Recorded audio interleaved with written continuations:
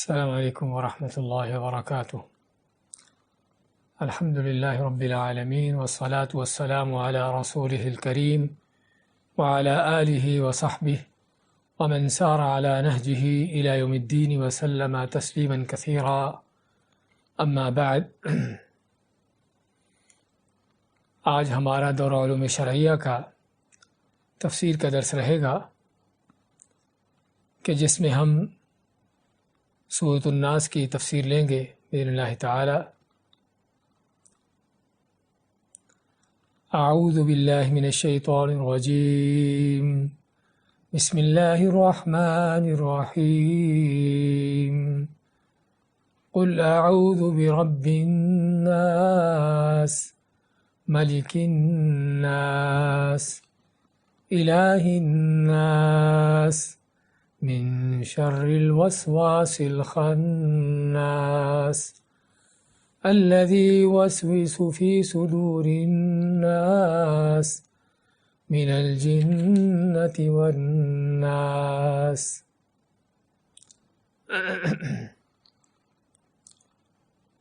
قل کہہ دیجئے، اعوذ میں پناہ لیتا ہوں، پناہ پکڑتا ہوں، برب الناس لوگوں کے رب کی، مالک الناس لوگوں کے بادشاہ کی، الہ الناس لوگوں کے معبود کی، من شر الوسواس الخناس، من شر برائی سے، شر سے، وسواس الخناس خناس کے، وسوسے کے، الذی جو کہ یوسوسو وسوسہ پیدا کرتا ہے، فی صدور الناس لوگوں کے سینوں میں، من الجنۃ والناس وہ جنوں میں سے ہے اور انسانوں میں سے ہے۔ یہ سورۃ الناس ہے اور اس کا تعلق سورۃ الفلق کے ساتھ اس لحاظ سے ہے کہ دونوں سورتوں کو معوذتین کا نام دیا جاتا ہے، اور ہم نے سابقہ درس میں سورۃ الفلق کی تفسیر میں ذکر کیا تھا کہ ان کو معوذتین کا نام کیوں دیا جاتا ہے، کہ آپ صلی اللہ علیہ وسلم کا فرمان ہے کہ کسی شخص نے بھی یا کسی پناہ لینے والے نے بھی اس سے بڑھ کر کسی اور چیز کے ذریعے سے پناہ نہیں لی، یعنی اللہ تعالیٰ کی پناہ اللہ کی پناہ میں آنا ہو، اللہ کی پناہ پکڑنا ہو، تو اس کے لیے سب سے بہتر اور سب سے افضل جو چیز ہے یہ دونوں صورتیں ہیں کہ جن کو پڑھ کر آدمی اللہ تعالیٰ کی پناہ میں آ جاتا ہے، اللہ کی پناہ پکڑ لیتا ہے اور مختلف طرح کے شریر چیزوں کے شر سے بچ سکتا ہے۔ اور ہم نے ان دونوں صورتوں کی فضیلت کا، ان دونوں کی اہمیت کا بیان کیا تھا کہ معوذتین دونوں صورتیں جو ہیں ان کی کیا فضیلت ہے، کیا اہمیت ہے، اور کس طرح سے رسول کریم صلی اللہ علیہ وسلم کی سنت تھی کہ آپ دن کے مختلف اوقات میں ان دونوں صورتوں کو پڑھتے رہتے، صبح و شام کے اذکار میں بھی، اور اسی طرح نمازوں کے بعد بھی، فرض نمازوں کے بعد، اور خصوصاً فجر اور مغرب کے بعد ان کو 3 مرتبہ دہرانا، اور رات کو سوتے ہوئے بھی،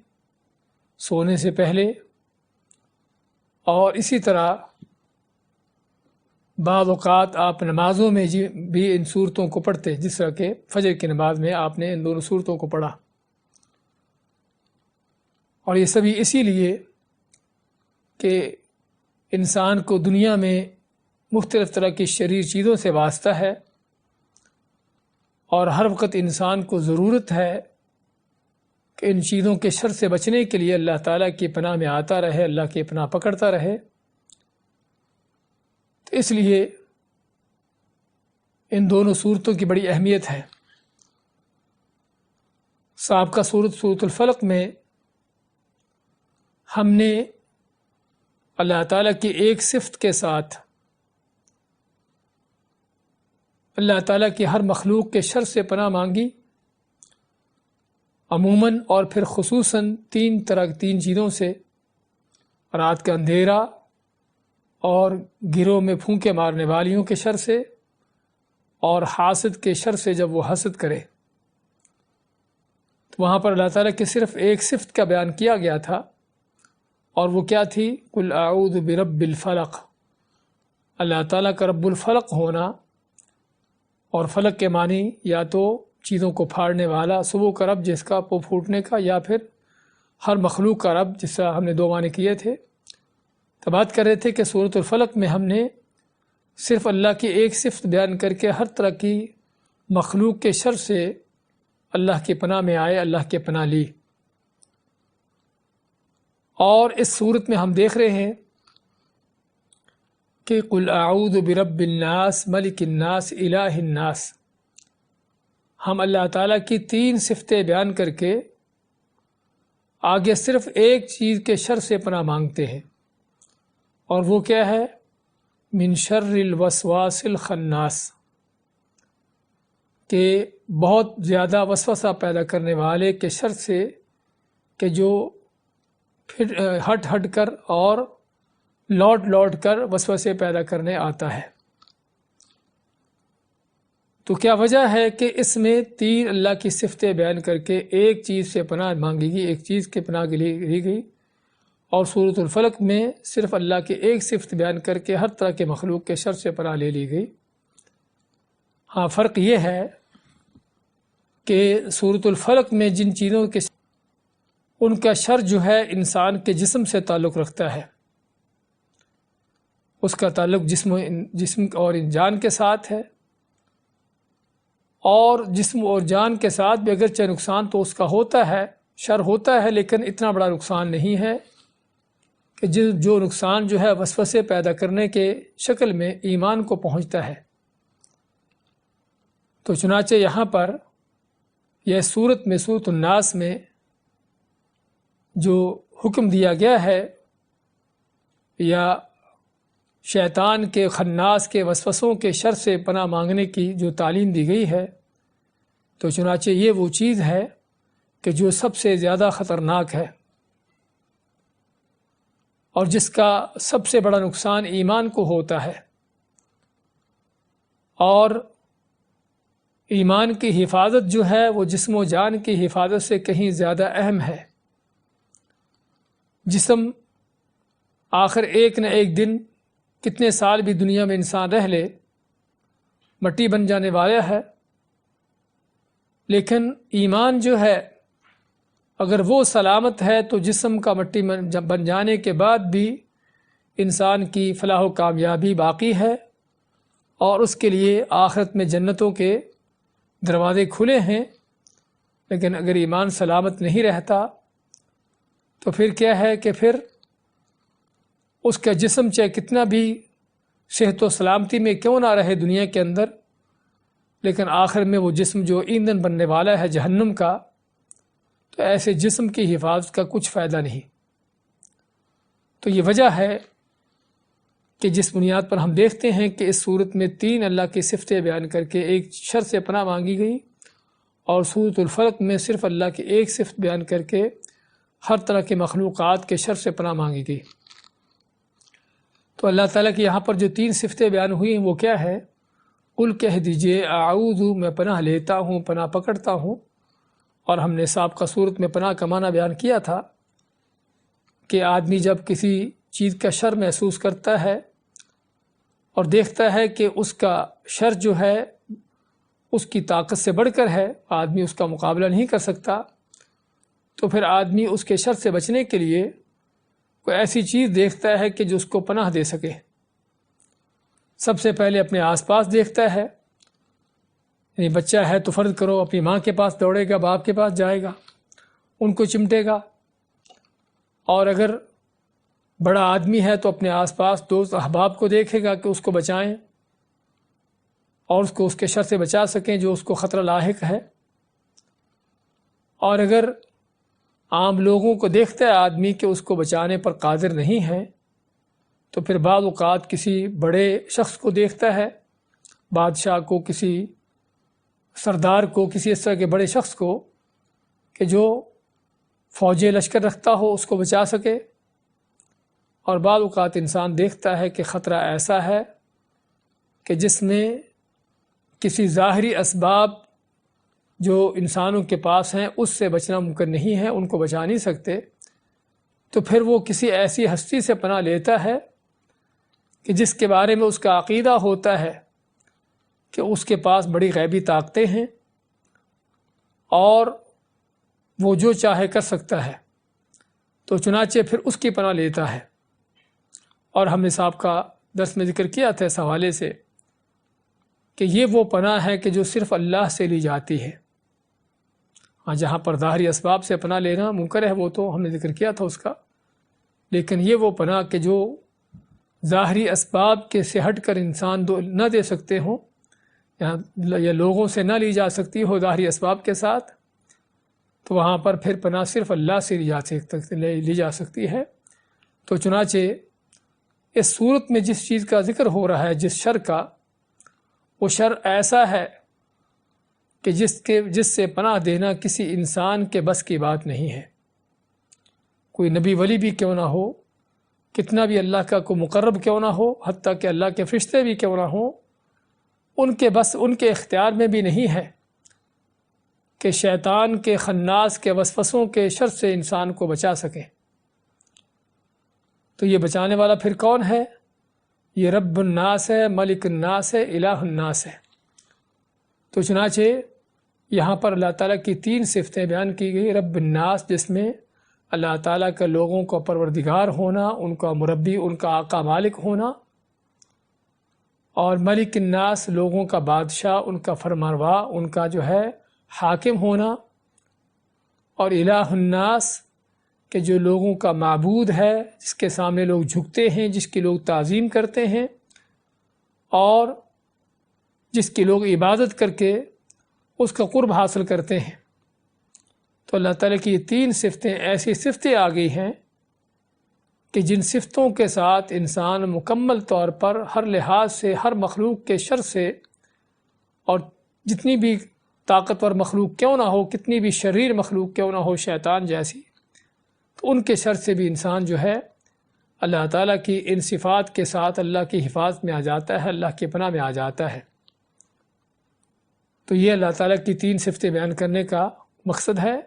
قُلْ أَعُوذُ بِرَبِّ النَّاسِ، کہہ دیجئے کہ میں پناہ میں آتا ہوں، پناہ پکڑتا ہوں لوگوں کے رب کی۔ اور رب کے معنی مربی، ان کی پرورش کرنے والا۔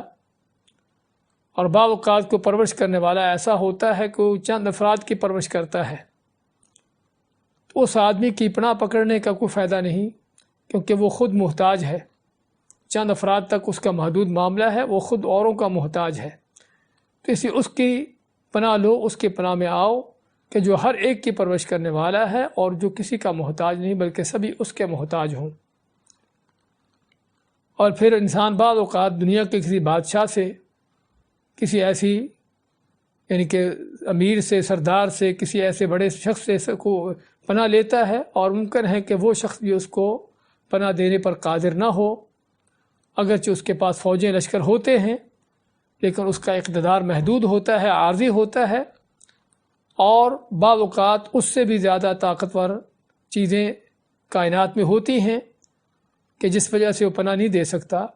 تو اس لیے یہاں پر بھی تقاضا ہے کہ اس قوت سے اور اس بادشاہ سے پناہ لی جائے کہ جو بادشاہوں کا بادشاہ ہے، کہ جس کی بادشاہت ہر چیز پر ہے۔ اور پھر ایسی ہستی کے پناہ لینا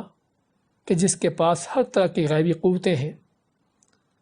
اور ہر لحاظ سے وہی عبادت کا حقدار ہے۔ تو یہ 3 اللہ کی جو صفتیں بیان ہوئی ہیں، ان کی یہ نسبت ہے یہاں پر کہ ان تینوں صفتوں کے ساتھ اللہ تعالیٰ کا یعنی کہ بیان ہوا کہ اللہ تعالیٰ ہی وہ ذات ہے کہ جو لوگوں کا مالک بھی ہے، خالق بھی ہے، مربی بھی ہے، ان کا پروردگار بھی ہے، رب بھی ہے، ان کا بادشاہ، حاکم، فرمانروا بھی ہے، اور ان کا معبود بھی ہے۔ تو یہ وہ حقیقی ذات ہے کہ جو آپ کو پناہ دینے پر قادر ہے۔ کس چیز سے پناہ لیتے ہیں؟ من شر الوسواس الخناس۔ اچھا، یہاں پر ایک اور چیز کہ تینوں آیتوں کے اندر الناس کا لفظ دہرانے کا مقصد کیا ہے۔ عموماً عربی کا یا کسی بھی زبان کا یہ انداز ہوتا ہے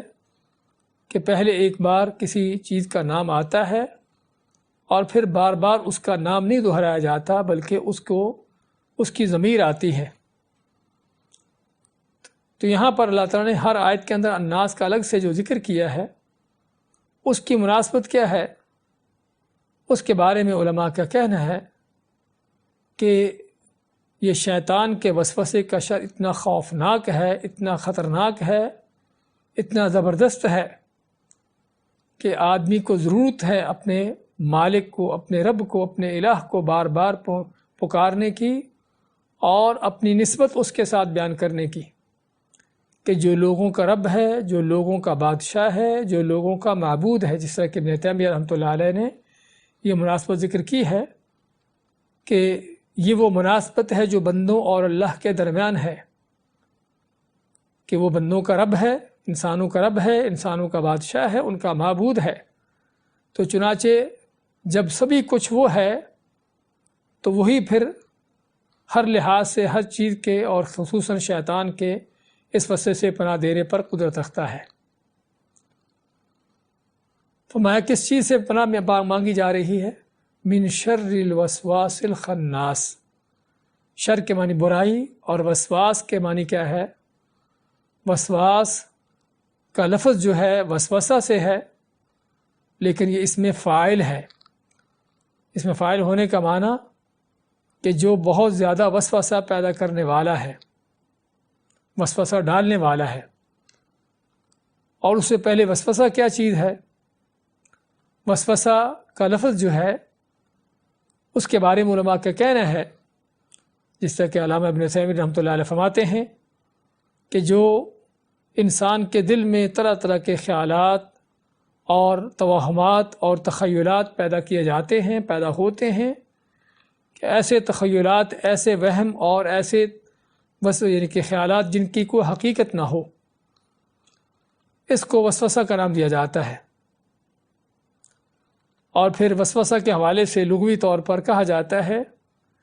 کہ یہ ایسی ہلکی اور دبی ہوئی حرکت یا آواز ہے۔ وسوسہ جو ہے ایسی دبی ہوئی اور حرکت یا آواز ہے کہ جو محسوس نہیں ہوتی۔ اس سے مراد کوئی ایسی بات بھی ہو سکتی ہے جو بالکل آہستہ سے ہو، جو کسی کے کان میں کہی جائے،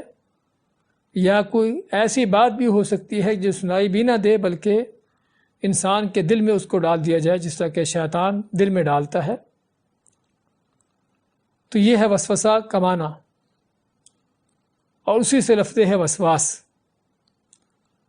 اور وسوسہ کا لفظ جو ہے جس طرح ہم دیکھ رہے ہیں، اس میں 2 واو اور 2 سینے ہیں۔ تو علماء کا کہنا ہے کہ عربی کی لغت کی ایک خاصیت یہ ہے کہ جس چیز کے اندر تکرار ہو اس کا نام بھی ایسا ہوتا ہے کہ جس کے حروف کے اندر تکرار ہو۔ تکرار کے معنی ریپیٹ ہوں، دہرائے جاتے ہوں۔ تو جس طرح وسوسہ کے حروف دہرائے جا رہے ہیں واو اور سین کے ساتھ، ایسے ہی یہ وسوسہ بھی ایسی چیز ہے کہ جو بار بار آتا ہے، ایک بار نہیں آتا۔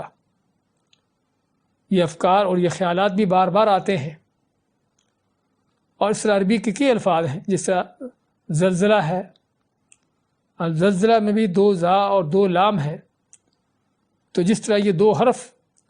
مکرر ہوئے ہیں، ان کو تکرار میں کے بار دہرایا گیا ہے اس لفظ کے اندر، ایسے ہی زلزلے کی کیفیت بھی ہوتی ہے کہ زلزلہ صرف کوئی ایک جھٹکا ہی نہیں ہوتا بلکہ مسلسل جھٹکے ہوتے ہیں۔ تو یہ ہے وسوسے کا معنی، اور اسی سے لفظ وسواس، من شر الوسواس۔ تو وسواس کیا ہے؟ وسواس جس طرح ہم نے ذکر کیا ہے کہ اس میں فاعل ہے کہ جس کے معنی بہت زیادہ وسوسہ ڈالنے والا۔ تو من شر الوسواس، شر کے کس کے شر سے؟ کہ بہت زیادہ وسوسہ ڈالنے والے کے شر سے۔ وہ کون ہے؟ الخناس، وہ خناس ہے۔ خناس بھی حقیقت میں وسوسہ کی ہی دوسری ایک شکل ہے، کہ وسوسہ تو وہ تھا جو خیال تھا، اور خناس کون ہے؟ خناس کا لفظی معنی خانہ سے یخنسو کے معنی پیچھے ہٹنا، لوٹ جانا، غائب ہو جانا اور چھپ جانا، اس طرح کے سارے معنی جو ہیں یہ خناس کے اندر آتے ہیں، اور یہاں پر بھی خناس کا یہی مفہوم ہے۔ سورۃ تکویر میں اللہ نے ذکر کیا ہے ستاروں کے حوالے سے الجوار الخنس، کہ جو چلتے ہیں اور چل کر چھپ جاتے ہیں پھر پلٹ کے آتے ہیں، یعنی ستارے صبح کی روشنی کے ساتھ ہی غائب ہو جاتے ہیں اور پھر اگلی رات کو پلٹ کر آتے ہیں، چھپتے بھی ہیں پلٹتے بھی ہیں، تو اس کو بھی اللہ نے خنس کا نام دیا، جوار الخنس کا نام دیا۔ تو خناس کا معنی پھر کیا ہوا، اور یہ صیغہ مبالغہ ہے کہ جو بہت زیادہ بار بار پلٹ کے لوٹ کر جو ہے پیچھے ہٹ کے پھر سے جو ہے آ کے وسوسے پیدا کرتا ہے، پے در پے وسوسے پیدا کرنے کا انداز، کہ جس میں ایک بار نہیں دو بار نہیں بلکہ مسلسل۔ اور یہ ہے شیطان کا کام، کہ شیطان انسان کو بہکانے کے لیے، گمراہ کرنے کے لیے صرف نہیں کہ ایک بار کوئی خیال پیدا کر دیا اور چھوڑ دیا، بلکہ کیا ہے کہ بار بار وہ خیالات لاتا ہے دل کے اندر،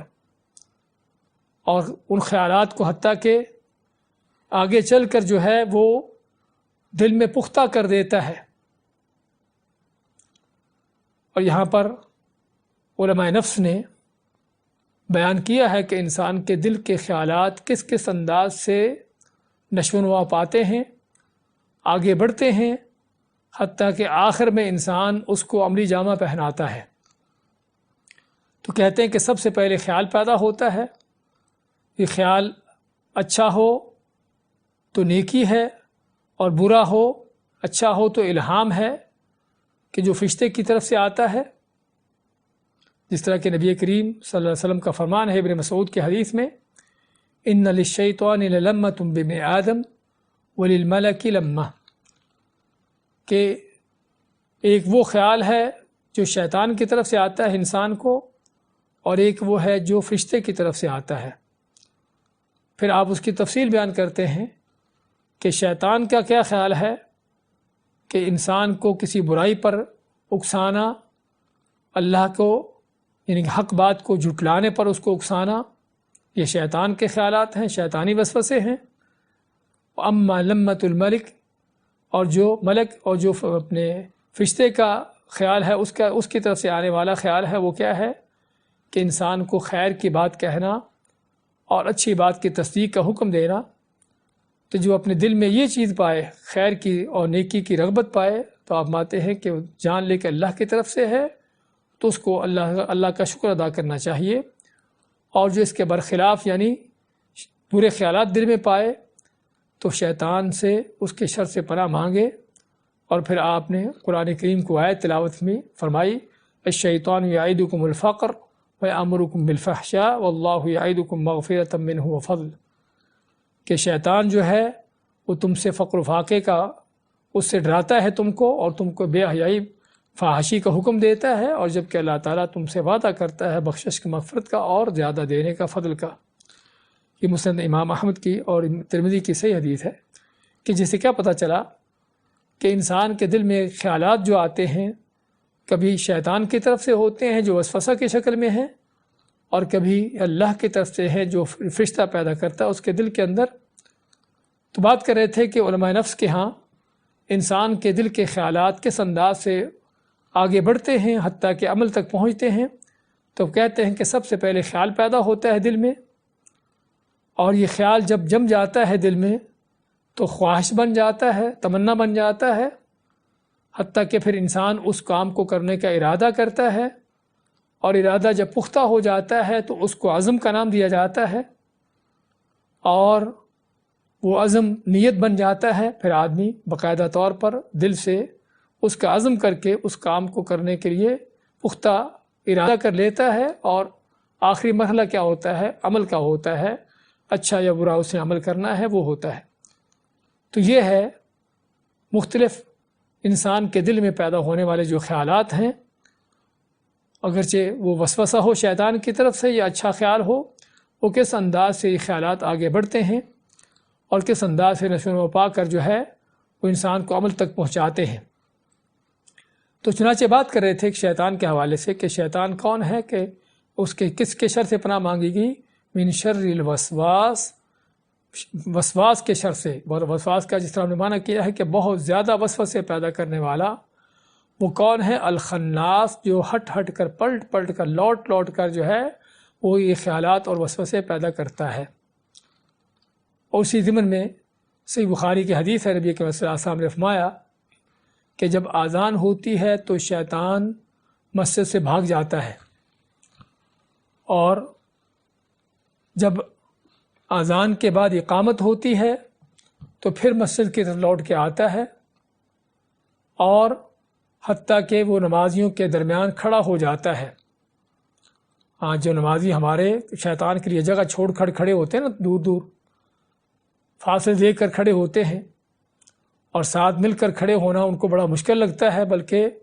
کسی کو ساتھ ملانے کی کوشش کی جائے تو دور ہٹتا ہے۔ یہ شیطان کی جگہ چھوڑ جاتی ہے۔ نبی کریم صلی اللہ علیہ وسلم نے فرمایا کہ ساتھ مل کے کھڑے ہو، وَلَا تَذَرُوا فُرُجًا فُرُجَاتٍ لِلشَّيْطَانِ، اور شیطان کے لیے جگہ نہ چھوڑو، شیطان کے لیے خالی جگہ نہ چھوڑو۔ اور دوسری حدیث میں آپ فرماتے ہیں کہ میں دیکھتا ہوں شیطان تمہارے درمیان بکری کے چھوٹے بچوں کی طرح کھڑا ہوتا ہے، تو شیطان لوٹ کے آتا ہے، نمازیوں کے درمیان کھڑا ہوتا ہے، اور کھڑا ہو کر اس کو وہ چیزیں یاد دلاتا ہے جو انسان کو پہلے یاد نہ ہو۔ اور اسی وجہ سے ہم دیکھتے ہیں کہ نماز جیسے ہی شروع کرتے ہیں اکثر لوگ،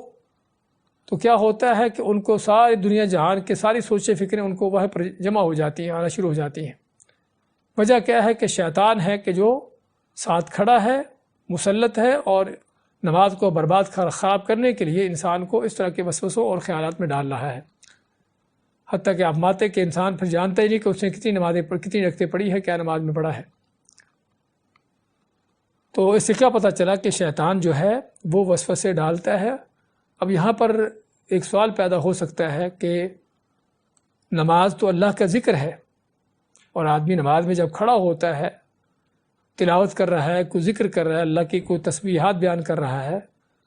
تو پھر بھی شیطان کیسے جو ہے اس کو غافل کرتا ہے، اس کو وسوسے ڈالتا ہے؟ جبکہ حدیث میں اللہ کے نبی صلی اللہ علیہ وسلم کا فرمان ہے،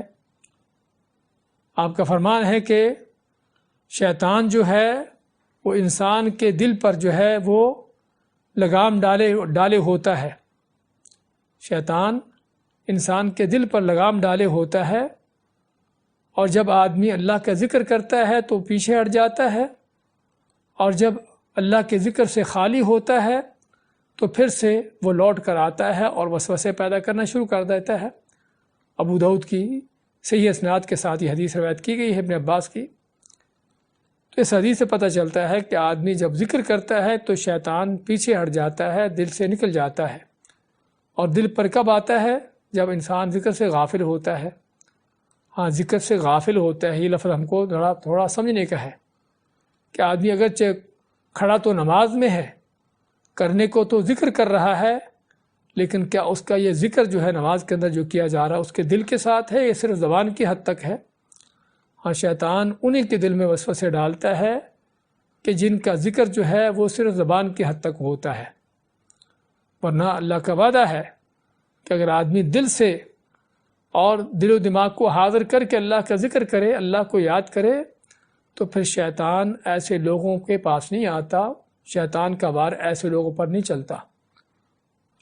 شیطان کا وار انہی پر چلتا ہے یا تو بالکل ذکر کر ہی نہ رہے ہوں، ذکر سے ویسے ہی خالی ہوں، یا ذکر تو کر رہے ہیں لیکن اس ذکر سے غافل ہیں، پتہ نہیں کہ ہم کیا کر رہے ہیں۔ تو یہی وجہ ہے کہ نماز کی حالت میں بھی شیطان بعض اوقات یا بہت سے لوگوں کو جو وسوسے ڈالتا ہے، اس کی وجہ یہی ہے کہ جب نمازی جو ہے نماز میں تو کھڑا ہے لیکن اس کا دل جو ہے ان اذکار کی طرف نہیں، ان دعاؤں کی طرف نہیں، اس تلاوت کی طرف نہیں جو وہ کر رہا ہے۔ تو جب اس سے غافل ہے تو پھر شیطان جو ہے وہ وسوسے ڈالتا ہے۔ تو بات کر رہے تھے کہ یہ معنی الخناس کا، خناس کے معنی کہ جو برے خیالات پیدا کرتا ہے اور اس کو پیدا کرنے کے لیے پلٹ کر آتا ہے، لوٹ کر آتا ہے اور طرح طرح کے خیالات پیدا کرتا ہے۔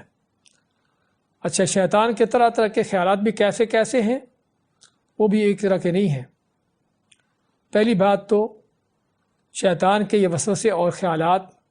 اللہ کے حوالے سے، اللہ کی ذات کے حوالے سے، کہ اللہ تعالیٰ کے بارے میں شک و شبہات میں پیدا کر دینا، اور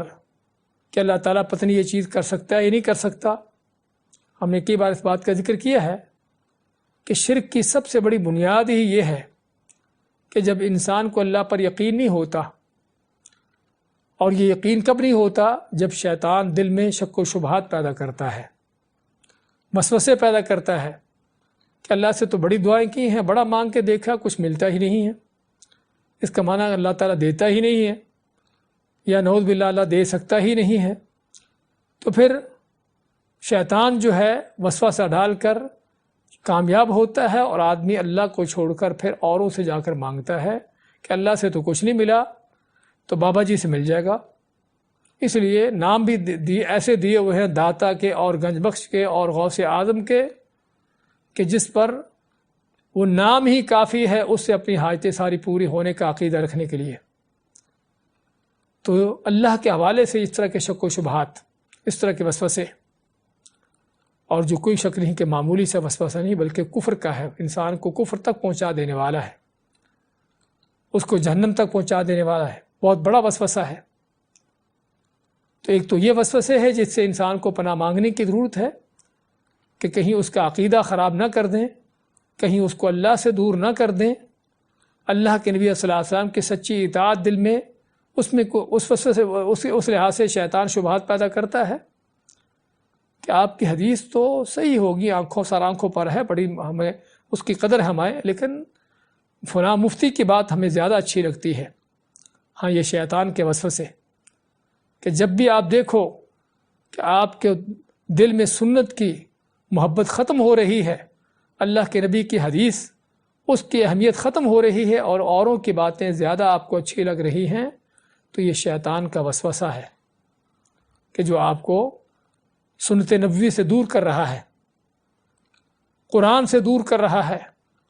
اور اسی طرح سے اسلام کے مختلف احکامات کے بارے میں شیطان کے وسوسے کہ جو سب سے خطرناک قسم کے وسوسے ہیں، کہ جس سے انسان کو ضرورت ہے کہ ان شیطان کے وسوسوں سے پناہ مانگے۔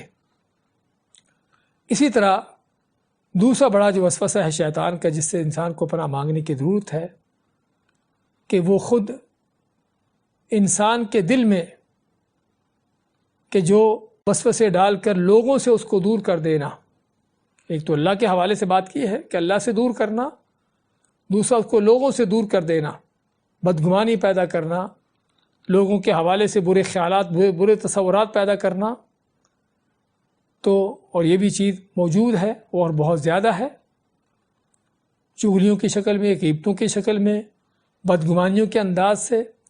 اور طرح طرح کے اس طرح کے وہ وسوسے جو شیطان دل میں ڈالتا ہے جس سے لوگوں کے حالات، ان کے معاملات کو خراب کرتا ہے، حتیٰ کہ گھروں کو برباد کرتا ہے۔ اس کی وجہ کیا ہے؟ یہ شیطان کا وسوسہ ہے کہ جس سے انسان کو ضرورت ہے پناہ مانگنے کی۔ اور ایک تیسرا وسوسہ اور ہے، وہ کیا ہے؟ یہ تو وہ وسوسہ تھا جو انسان کے اپنے دل سے تعلق رکھتا ہے کہ جس سے انسان کو ضرورت ہے پناہ مانگنے کی، اللہ تعالیٰ کے بارے میں ہو یا لوگوں کے بارے میں ہو۔ اور تیسرا ایک وہ وسوسہ ہے کہ جو لوگوں کے دل میں تمہارے متعلق ڈالتا ہے، یعنی ہمارے متعلق لوگوں کے دل میں شیطان وسوسے ڈال کر ان کو ہم سے دور کرتا ہے، ان کے دل میں نفرتیں پیدا کرتا ہے، دشمنیاں پیدا کرتا ہے، مخالفتیں پیدا کرتا ہے، حتیٰ کہ ان کو ہمارے خلاف بھڑکا کر جو ہے وہ ہمارے سامنے کھڑا کرتا ہے، حتیٰ کہ وہ دین کو پھیلانے میں، دین کی دعوت میں، ان چیزوں میں ہمارے سامنے ہماری رکاوٹ بنتے ہیں۔ اور یہ بھی کوئی شک نہیں کہ شیطان کے وسوسوں سے ہے۔ ہر کافر، ہر منافق کہ جو دعوت حق کے مقابلے میں کھڑا ہو رہا ہے، اس کو کون کھڑا کر رہا ہے؟ شیطان کھڑا کر رہا ہے۔ تو ضرورت ہے اس شر سے، ان وسوسوں کے شر سے بھی پناہ مانگنے کی، کیونکہ جس قدر دشمن کم ہوں گے، مخالفین کم ہوں گے، اسی قدر انسان کو دعوت حق دینے کا اچھا موقع ملے گا، اور جس قدر مخالفتیں، دشمنیاں زیادہ ہوں گی، رکاوٹیں ہوں گی، اور آدمی بہت سے وہ کام جو کرنا چاہتا ہے نہیں کر پائے گا۔ اس لیے ہم بات کر رہے تھے کہ شیطان کے وسوسوں کے مختلف اس کی قسمیں ہیں۔ سب سے پہلا اور خطرناک وسوسہ تو اللہ تعالیٰ کی ذات کے حوالے سے، اللہ کے دین کے حوالے سے ہے، اور دوسرا جو لوگوں کے حوالے سے انسان کے دل میں بدگمانی پیدا کر دینا، اور تیسرا وسوسہ جو اور دوسرے لوگوں کے دل میں کسی انسان کے متعلق جو ہے وہ شیطان ان کو اس کے خلاف بنا کھڑا کر دے، بھڑکا دے ان کے خلاف، حتیٰ کہ وہ دین کے خلاف، اس کی دعوت کے خلاف کھڑے ہو جائیں۔ تو یہ تینوں طرح کے شر ہیں شیطان کے وسوسے کے، جس سے پناہ مانگنے کی ضرورت ہے۔ پھر مزید یہ بھی کہ شیطان کی ہر قیمت کوشش ہوتی ہے، ہر قدم پر، ہر لمحے کوشش ہوتی ہے، جو ہم نے وسواس کا لفظ پڑھ رہے ہیں نا کہ بار بار پلٹ کے آنے والا، اس کے پلٹ کے آنے کے انداز کیا ہوتے ہیں، ہم وہ انداز بھی علماء نے بیان کیے ہیں۔ علامہ ابن قیم رحمۃ اللہ علیہ نے ان چیزوں کا بیان کرتے ہوئے فرمایا ہے کہ سب سے پہلے تو شیطان کی کوشش ہوتی ہے کہ آدمی کھلا کفر شرک کرے، ایمان دین کی طرف آئے ہی نہیں، اور بلکہ دین کا دشمن بن کر کھڑا ہو، اللہ کا باغی ہو۔ تو سب سے پہلی شیطان کی کوشش یہ ہوتی ہے، سب سے پہلے شیطان کا وسوسہ یہ ہوتا ہے۔ اگر اس میں کامیاب ہو گیا، کسی کو باطل دین پر، ہندو، سکھ، کوئی یہودی، عیسائی، کمیونسٹ، کوئی بدھ مت کو اس طرح کے کسی باطل دین پر چلا دیا اور سمجھا دیا کہ تیرا دین ہی سب سے سچا ہے، اور اس کو اسلام کے خلاف کھڑا کر دیا، تو یہ سب سے بڑا شیطان کا حربہ۔ ہاں، اس کے بعد اگر اس میں کامیاب نہیں ہوتا، کسی نے اسلام قبول کر ہی لیا، اب شیطان کا اگلا اسٹیپ کیا ہوتا ہے کہ اسلام تو قبول کر لیا ہے، لیکن پھر بھی اسلام قبول کرنے کے بعد بھی کہیں یہ مسلمان نہ ہو جائے، کہیں اللہ کے یہاں اس کی بخشش نہ ہو جائے، تو چنانچہ کیا کرتا ہے، اس کو کسی بدعت کے رستے پر ڈال دیتا ہے کہ اسلام تو جتنے مرضی لے آ، کلمے تو جتنے مرضی پڑھ لے۔ ایسے شیطان جو اس کو بدعت کے رستے پر چلا دیتا ہے، تو اس کے اور کسی کھلے کافر کے درمیان کوئی فرق نہیں۔ کھلا کافر بھی اپنی منمانی کے دین پر چلتا ہے، اور یہ بدعتی بھی اپنی منمانی کے دین پر چل رہا ہے، کتاب و سنت کو چھوڑ کر قرآن و حدیث کے برخلاف، تو شیطان کا کام پورا ہو جاتا ہے، اس کا مقصد پورا ہو جاتا ہے۔ تو چنانچہ شیطان کا اگلا اسٹیپ کیا ہوتا ہے کہ اس کو بدعتی بنا دیا، بدعت میں پھنسا دیا۔ اور بدعت میں پھنسانا جو ہے، ہم نے پہلے بھی ذکر کیا ہے کہ شیطان کے سب سے بڑی کوشش ہوتی ہے، حتیٰ کہ بڑے بڑے عام گناہوں سے بڑھ کر شیطان کو بدعت زیادہ پسند ہے، کیونکہ چوری کرنے والے کو احساس ہے کہ میں گناہ کر رہا ہوں، وہ کسی وقت چوری کرنا چھوڑ دیتا ہے۔ سود کھانے والے کو پتہ ہے کہ میں گناہ کر رہا ہوں، اس کو اپنے گناہ کا احساس ہوتا ہے، اور کسی نہ کسی وقت گناہ سے توبہ طائب ہو سکتا ہے۔ لیکن بدعت کرنے والا اس کو نیکی اور دین سمجھتا ہے، اس کو چھوڑنا تو درکنار، بلکہ اس کی خاطر اپنی جانیں بھی قربان کرنے کے لیے تیار ہوتے ہیں ایسے لوگ۔ اس لیے شیطان کا اگلا ہتھ کنڈا یہ ہوتا ہے کہ اس کے اندر بدعت کے اس طرح کے رستوں پر چلا دیا، اور اگر آدمی اس سے بچ گیا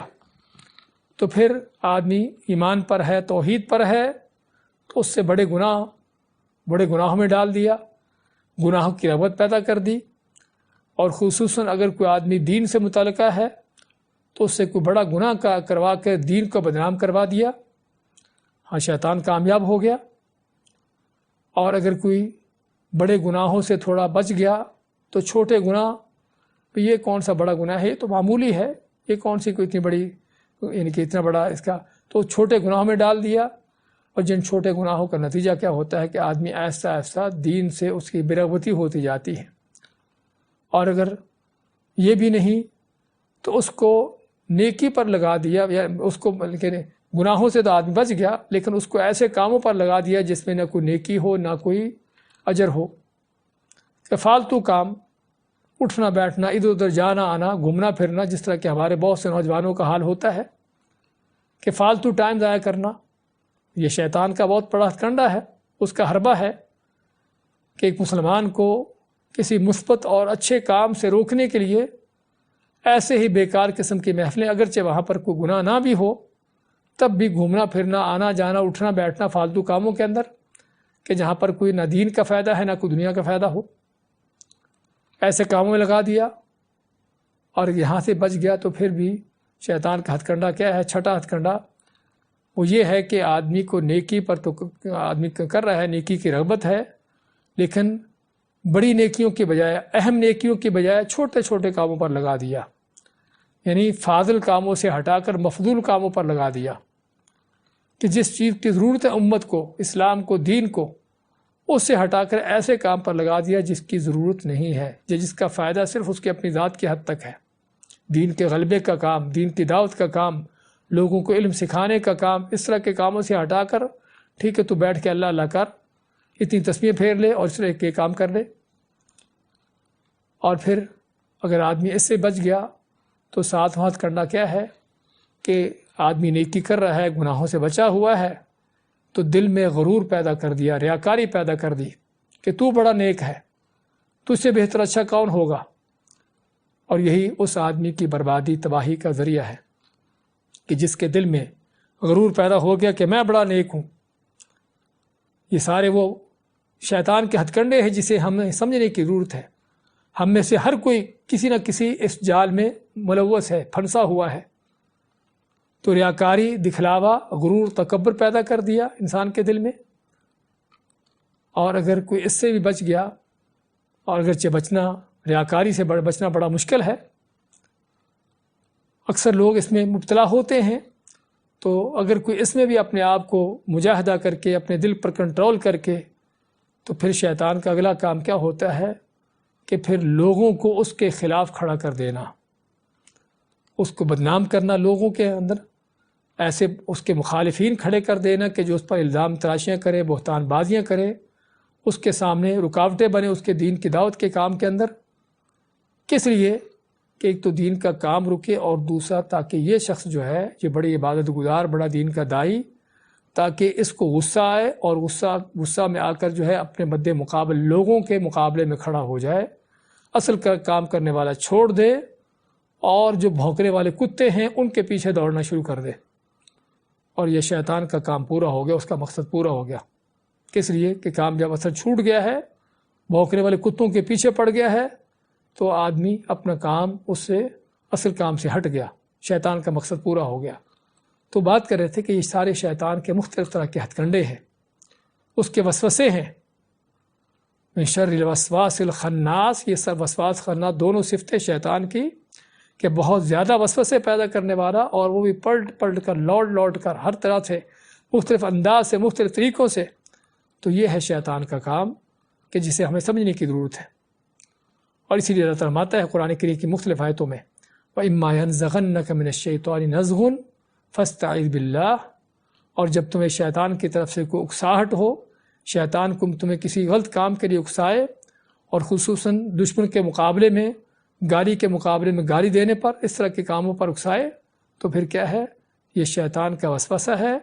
فاستعذ باللہ، تو اللہ تعالیٰ کی پناہ میں آؤ، اللہ کی پناہ پکڑو۔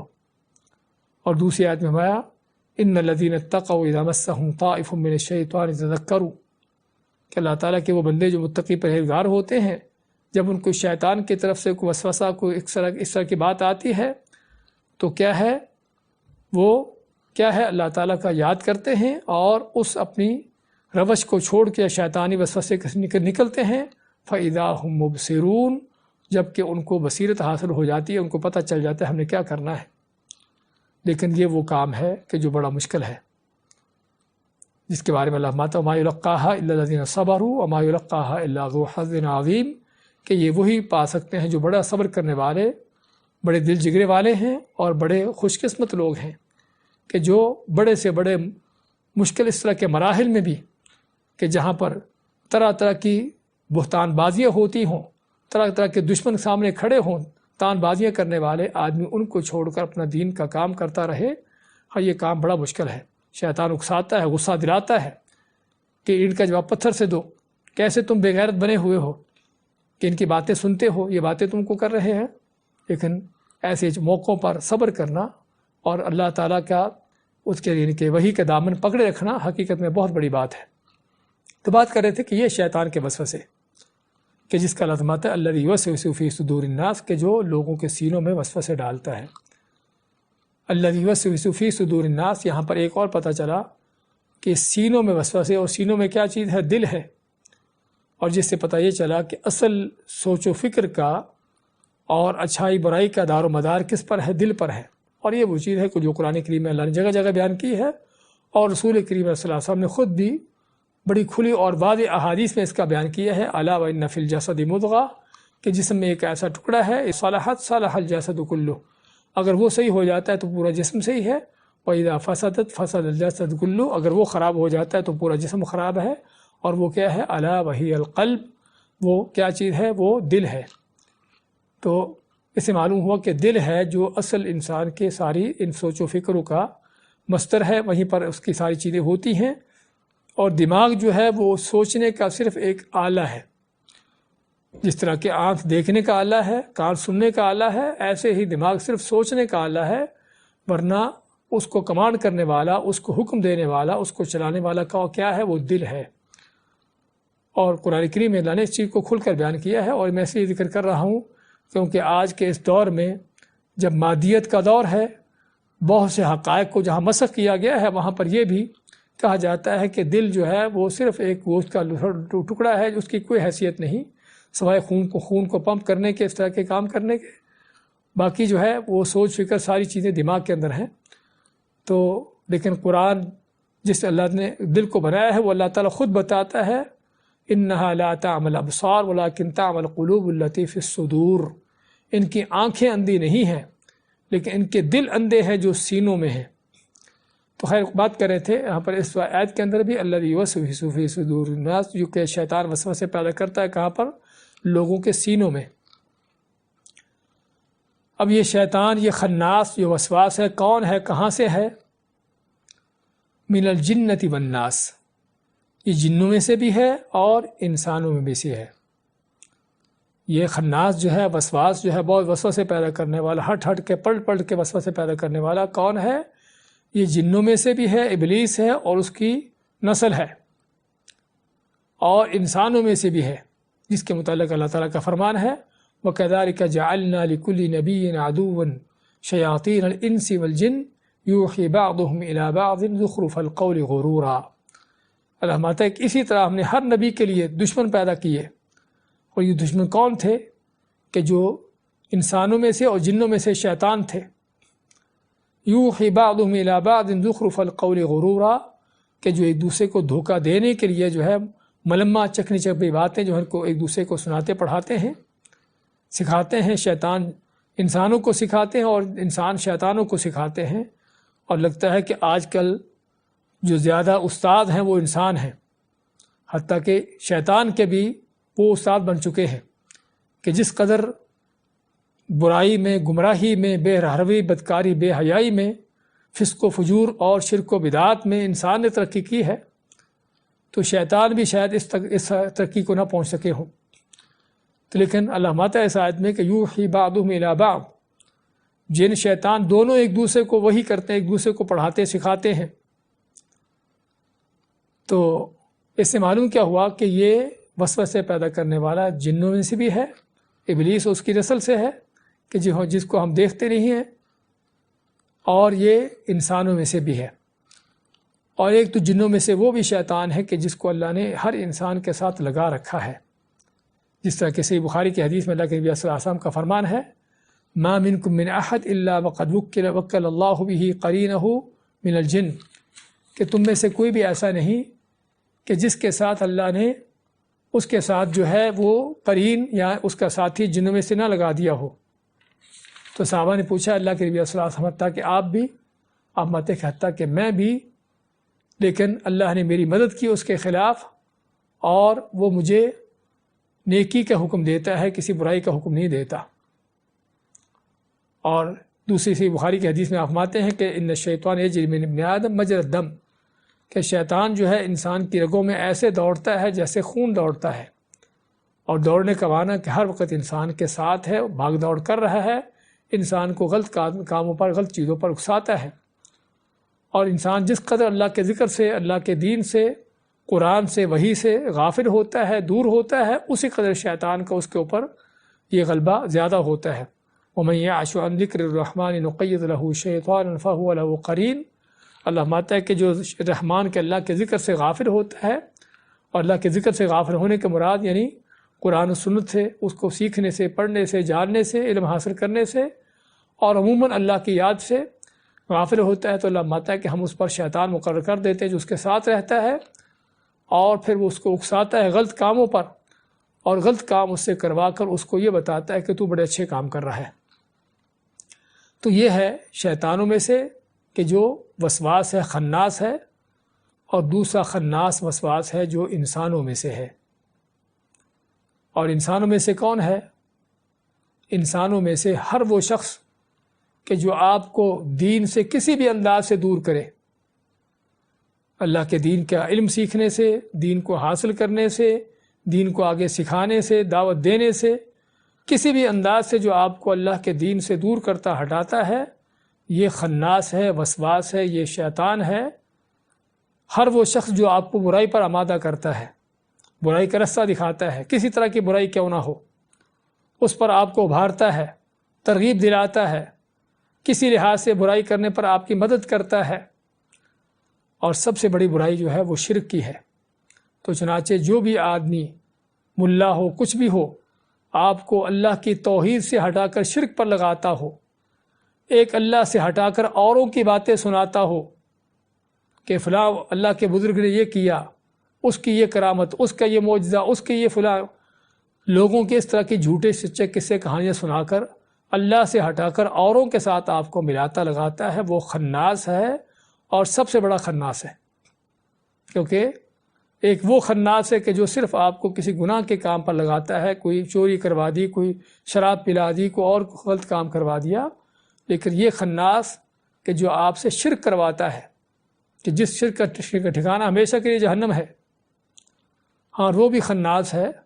کہ جو آپ صلی اللہ علیہ وسلم کی حدیثوں کو گھٹیا بنا کر، ہیج کر کے، نیچا دکھا کر اپنوں کی باتوں کو بڑا بناتا ہے اور ان کی باتوں کو ان کی اہمیت دلاتا ہے۔ ہاں، یہ بھی خناس ہے کہ جو آپ کو سنت سے ہٹا کر، اللہ کے نبی صلی اللہ علیہ وسلم کے رستے سے ہٹا کر اوروں کے رستے پر چلاتا ہے۔ وہ بھی خناس ہے کہ جو آپ کو قرآن سے ہٹا کر اور کتابیں تھماتا ہے کہ تم کو اس سے ہدایت ملے گی۔ ہاں، یہ بھی خناس ہے۔ تو اس لیے ہمیں خناسوں کو پہچاننے کی ضرورت ہے، اور ان میں سب سے بڑا خناس وہ بھی ہے کہ جو علماء حق سے، قرآن و سنت پر چلنے والے، توحید و سنت کی دعوت دینے والوں کے بارے میں بہتان بازیاں کرتے ہیں، پراپیگنڈے کرتے ہیں، سازشیں کرتے ہیں، چاہے کسی بھی انداز سے کیوں نہ کرتے ہوں۔ ہاں، یہ ہیں سب سے بڑے خناس کہ جو اگر کسی آدمی کے بارے میں بدگمانی پیدا کرنے والا، کسی عام آدمی کے بارے میں بدگمانی پیدا کرنے والا خناس ہے، کہ جس بدگمانی سے صرف یہ ہو گیا کہ آدمی کا دل اس سے دور ہو جائے گا، کوئی دین کے لحاظ سے کوئی بڑا نقصان نہیں ہوگا، تو کیا خیال ہے کہ علماء حق سے دور کر دینا، ان سے لوگوں کو متنفر کرنا، ان کے بارے میں بہتان بازیاں، الزام تراشے کر کے نفرتیں دلانا، ہاں، یہ ہیں جو سب سے بڑے خناس ہیں۔ تو بات کر رہے تھے ہمیں ان خناسوں کو پہچاننے کی ضرورت ہے اور ان سے بچنے کی ضرورت ہے۔ اور بچنے کا طریقہ کیا ہے؟ اس کا طریقہ سب سے پہلے قرآن و سنت کا علم حاصل کرنا، تاکہ ہم کو پتہ چلے کہ یہ بات کرنے والا جو ہم سے بات کر رہا ہے کہاں سے کر رہا ہے، صحیح بات ہے اس کی، غلط بات ہے، توحید ہے یا شرک ہے، سنت ہے یا بدعت ہے، یہ اللہ کے اس کے رسول کی اتباع پر لگا رہا ہے یا اس سے ہٹا کر ہمیں اوروں کی طرف چلا رہا ہے۔ تو اس کا علم ہمیں کب ہوگا؟ جب ہمیں قرآن و حدیث کا علم ہوگا، قرآن و سنت کا علم ہوگا۔ اس لیے ان خناسوں سے بچنے کے لیے سب سے بڑی ضرورت، سب سے پہلی ضرورت ہمیں قرآن و سنت کو سیکھنے کی ہے، اور قرآن و سنت کی روشنی میں علم کو حاصل کرنے کی ہے۔ اور پھر دوسری کہ ان خناسوں سے دور رہنے کے لیے دور رہا جائے، ان کی محفل و مجلسوں میں ان کو اپنے پاس نہ بیٹھ دیا جائے، ان کی باتیں نہ سنی جائیں، ان کی باتوں پر کان نہ دھرے جائیں، تاکہ ان کے شر سے بچا جا سکے۔ اور جنوں میں سے، انسان دونوں میں سے خناسوں کا ہونا، ان چیزوں کا ہونا آپ صلی اللہ علیہ وسلم کی احادیث سے ثابت ہیں، جس طرح کہ ابو ذر کی حدیث ہے جسے مسند احمد میں روایت کیا گیا ہے، اور اس کے کئی یعنی کہ اس کی اسانید ہیں، اور محققین کہتے ہیں کہ ان اسانید کے ساتھ یہ حدیث جو ہے اس کی تقویت ہوتی ہے اور قابل احتجاج ہے۔ آپ نے ابو ذر کو فرمایا کہ ابو ذر تعوذ باللہ من الشیاطین الجن والانس، کہ اے ابو ذر، جنوں اور انسانوں میں سے جو شیطان ہیں ان کے شر سے پناہ مانگو۔ تو ابو ذر فرماتے ہیں یا رسول اللہ وہل للانس من الشیاطین، کیا انسانوں میں سے بھی شیاطین ہیں؟ آپ مانتے ہیں کہ نام، شیطانوں میں سے، انسانوں میں سے شیاطین ہیں اور جنوں میں سے ہیں، اور دونوں ایک دوسرے کو جو ہے وہ چکنی چپڑی باتیں بتاتے ہیں اور ایک دوسرے کو جو ہے باتیں سکھاتے ہیں۔ تو چنانچہ یہ بات کر رہے تھے کہ انسانوں میں سے یہ وسوسے ڈالنے والے، بدگمانیاں پیدا کرنے والے، ہر وہ شخص، ہر وہ آدمی جو دوسروں کے بارے میں آپ کو بدگمانیاں پیدا کرتا ہے، آپ کے پاس بیٹھے تو فلاں ویسا فلاں ایسا، ہاں یہ وہ خناس ہے جس سے بچنے کی، جس سے دور رہنے کی ضرورت ہے۔ لیکن یہاں پر ایک اور بات جو بتانے کی ضرورت ہے کہ ہم کسی کے بارے میں بھی کچھ نہیں کہہ سکتے کہ کون کیسا ہے۔ نبی کریم صلی اللہ علیہ وسلم بتایا کرتے تھے، لیکن بعض اوقات یا بلکہ اکثر اوقات بغیر نام لیے بتاتے تھے کہ بعض لوگ اس طرح کے ہیں تاکہ لوگ اس طرح کے شر سے دور رہے۔ لیکن جب کسی کو دیکھتے کہ وہ خاص طور پر اپنے شر میں آگے بڑھا ہوا ہے اور اس کا شر جو ہے بہت زیادہ ہے، تو پھر آپ اس کا نام بھی لے کر لوگوں کو تنبیہ کر دیتے۔ اس لیے اصل تو یہ ہے کہ ہمیں لوگوں کو شر سے بچانا ہے، تو شر کی پہچان کروا دیں تاکہ جہاں بھی وہ شر نظر آئے ہم دور ہو جائیں، لوگ دور ہو جائیں۔ لیکن بعض اوقات ایسے شریر ہوتے ہیں کہ جن کا شر پہچانا نہیں جاتا، یا جن کا شر بہت پھیلا ہوتا ہے، تو پھر ایسے شریروں کا نام بھی لینا ضروری ہوتا ہے تاکہ لوگوں کا دین، ان کا ایمان، ان کا عقیدہ محفوظ رہ سکے، بلکہ لوگوں کے ایک دوسرے کے ساتھ تعلقات بھی قائم رہ سکے، محفوظ رہ سکے۔ تو ان انسانوں میں سے ہے۔ اور دوسرا ایک خناس وہ بھی ہے جو انسان کے اندر ہے، جس کے بارے میں اللہ کا فرمان ہے وَمَا أُبَرِّئُ نَفْسِي إِنَّ النَّفْسَ لَأَمَّارَةٌ بِالسُّوءِ، کہ میں اپنے نفس کی برات نہیں کرتی یا برات نہیں کرتا، جو آیت میں اختلاف علماء کی تفسیر کا اس میں، کیونکہ نفس کیا ہے؟ أَمَّارَةٌ بِالسُّوءِ، کہ نفس جو ہے وہ برائی کا حکم دینے والا ہے۔ اور نفسوں کے حوالے میں ہم ذکر کیا کہ 3 طرح کے ہوتے ہیں، نفس مطمئنہ ہے، اور نفس لوامہ ہے، اور نفس امارہ بالسوء ہے۔ تو یہ بھی وہ نفس کہ جو انسان کو برائی پر آمادہ کرتا ہے، اس کو وسوسے ڈالتا ہے، غلط خواہشات پیدا کرتا ہے، بدعمالیوں پر اکساتا ہے، اور جس کے متعلق اللہ کا فرمان ہے وَلَقَدْ خَلَقْنَا الْإِنسَانَ وَنَعْلَمُ مَا تُوَسْوِسُ بِهِ نَفْسُهُ، کہ ہم نے انسان کو پیدا کیا اور ہم جانتے ہیں کہ اس کا نفس اس کو کیا کیا وسوسے پیدا کرتا ہے، اس کے دل کے اندر، اس کے دل میں کیا وسوسے پیدا ہوتے ہیں۔ اور رسول اکرم صلی اللہ علیہ وسلم کی دعاؤں میں سے دعا ہے وَنَعُوذُ بِاللَّهِ مِن شُرُورِ، بلکہ آپ کے جو خطبہ میں آپ شروع میں پڑھا کرتے تھے کیا ہے؟ وَنَعُوذُ بِاللَّهِ مِن شُرُورِ أَنفُسِنَا وَمِن سَيِّئَاتِ أَعْمَالِنَا، کہ ہم پناہ مانگتے ہیں اپنے نفس کے شرور سے، اپنے جانوں کے شرور سے، اور اپنے برے اعمال سے۔ تو جس سے کیا پتہ چلا کہ یہ بھی ایک وسواس ہے، یہ بھی ایک خناس ہے کہ جو دل میں بیٹھا ہوتا ہے، جس کو پہچاننے کی، جاننے کی ضرورت ہے، اور اس کے وسوسوں سے بھی بچنے کی ضرورت ہے۔ تو یہ مختلف طرح کے خناس کہ جو اس کائنات میں پائے جاتے ہیں، اور جن کا سب سے بڑا کام کیا ہے؟ دل میں وسوسے پیدا کر کے اللہ سے دور کرنا، بندے کو قرآن و سنت سے نفرت دلانا، اللہ کے نبی کی اطاعت سے ہٹا دینا، اور اسی طرح وسوسے پیدا کر کے لوگوں سے بدگمانیاں پیدا کر دینا، اور نفرتیں اور اختلافات پیدا کرنا جو اسلام کے مقاصد کے خلاف ہے۔ تو یہ وہ عظیم ترین درس ہے اس صورت کا، سورۃ الناس کا، کہ شیطانوں کے، جنوں کے اور دل کے نفس امارہ کے وسوسوں سے ہم کیسے بچ سکیں، ان کو کیسے پہچانیں کہ واقعی وسوسہ ہے یا اچھی چیز ہے یا بری چیز ہے۔ تو ضرورت ہے ان چیزوں کو پہچاننے کی، ان سے بچنے کی، اور اپنے آپ کو بچانے کی۔ بارک اللہ فیکم وجزاکم اللہ خیر۔ دوبارہ سے ہم سورت کو دہراتے ہیں۔ قل کہہ دیجیے اعوذ، میں پناہ میں آتا ہوں، پناہ پکڑتا ہوں، برب الناس، لوگوں کے رب کی، ملک الناس، لوگوں کے بادشاہ کی، الہ الناس، لوگوں کے معبود کی، من شر الوسواس، وسواس کے شر سے، یعنی بہت زیادہ وسوسے پیدا کرنے والے کے شر سے، الخناس، جو پلٹ کر اور لوٹ کر وسوسے پیدا کرنے آتا ہے، الذی یوسوس، جو وسوسے پیدا کرتا ہے، فی صدور الناس، لوگوں کے سینوں میں، من الجنۃ والناس، وہ جنوں میں سے بھی ہے اور لوگوں میں سے، انسانوں میں سے بھی ہے۔ بارک اللہ فیکم۔